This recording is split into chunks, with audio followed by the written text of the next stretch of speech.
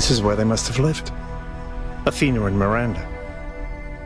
You know, for a moment, I almost expected to find them here.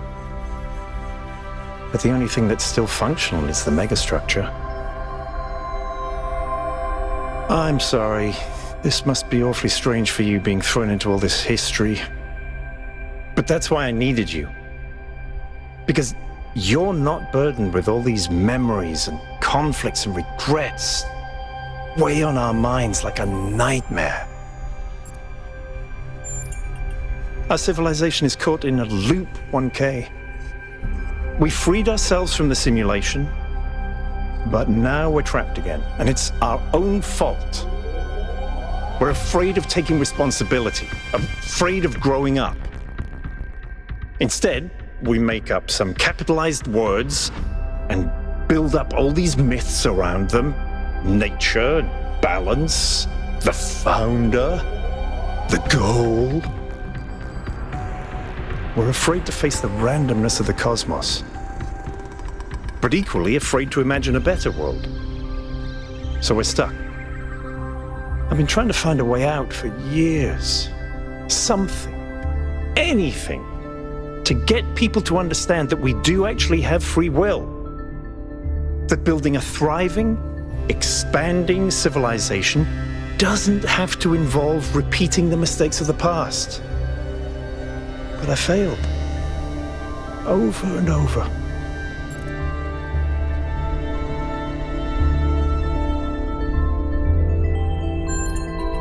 Yes. Because this is something unexpected. An anomaly. Everything we found on this island challenges who we have become. It shows us that different answers are possible. And maybe that can break people out of the loop. All we need is a spark. Maybe that's why she made all this, the puzzles, the towers.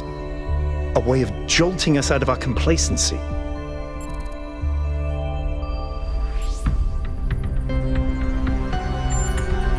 Neither do I, 1K. But I try to be optimistic. Now, let's see what else we can find here.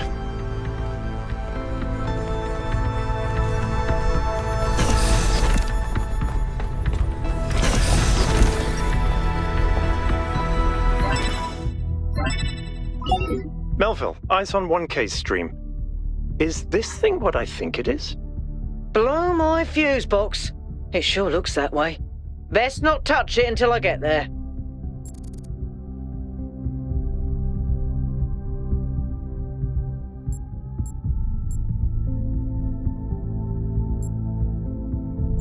I think it's a somnodrome.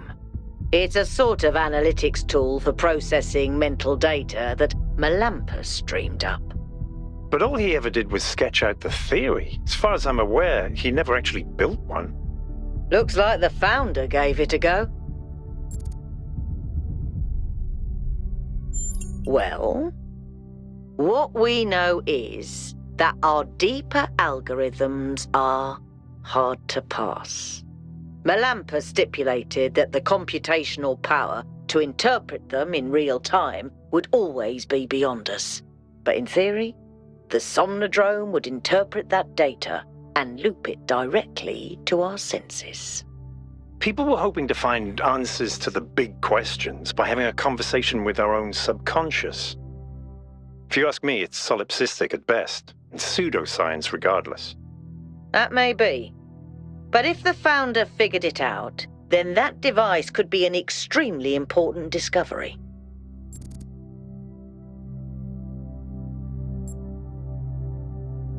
I agree. The data on that device could prove invaluable. Besides, you may have survived all those data stream overloads, but interface with that thing and you're liable to get bricked. Sounds like a plan. Melville, I'm shutting this thing down until you can get here. 1K, get on with exploring the rest of the lab.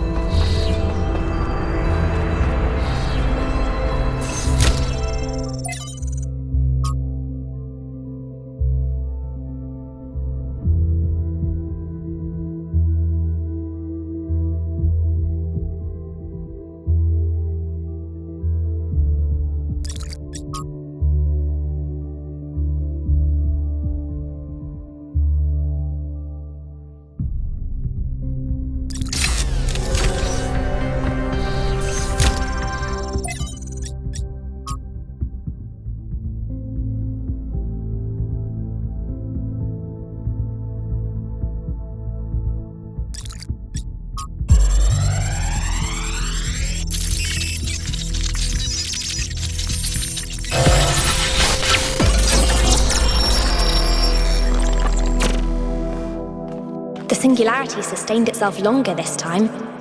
Did we get the data? We did.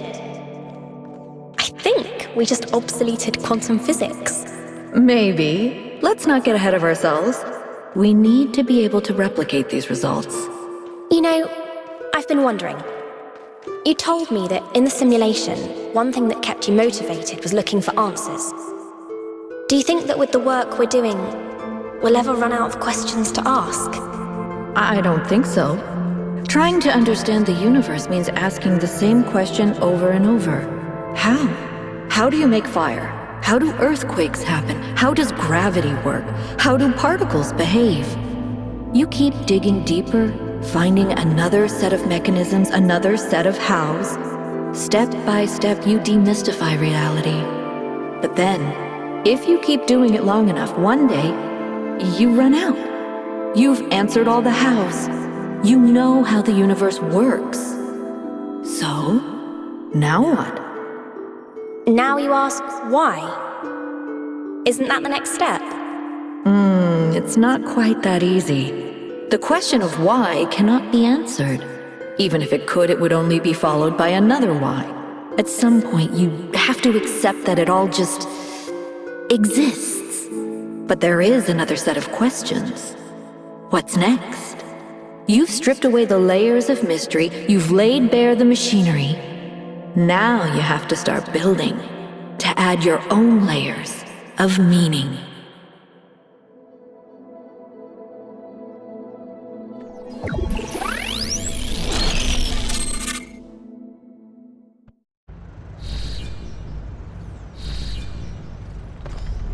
Are you okay? You overloaded again. Yes, I saw. It came through on your stream. Strange to hear her voice again. But that was her. The way I remember her. The real Athena, not this imaginary founder. I was one of the first she woke up. There was just a handful of us in those days. A small family in the ruins of a dead civilization. It was hard. Harder than anyone can possibly imagine. We had nothing except what Alexandra Drennan and the Institute left us. Now that everyone lives in civilization, they don't understand how necessary it was for us to build that civilization. They can fantasize about living in balance, limiting growth, retreating behind our walls. They don't understand what it really means to live in the wilderness. How close we came to not making it. How many people we lost. Yema was just the first. But Athena understood. She believed in humanity. She believed in us. In the inherent value of consciousness. Her dreams were so much bigger. She wanted us to reclaim the earth, to reach for the stars, to build and grow and learn.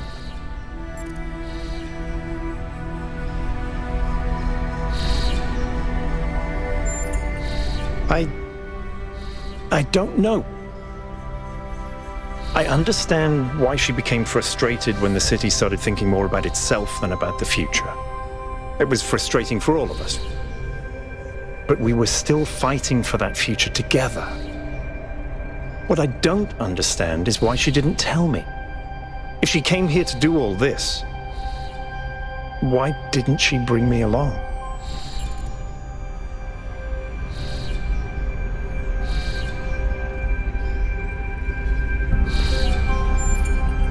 It was. But maybe I was wrong. And she isn't as lost as I thought she was. If this is all a test, maybe the answer is waiting for us in the megastructure. Speaking of which, let's get back to exploring. Melville should have reconnected the next station by now.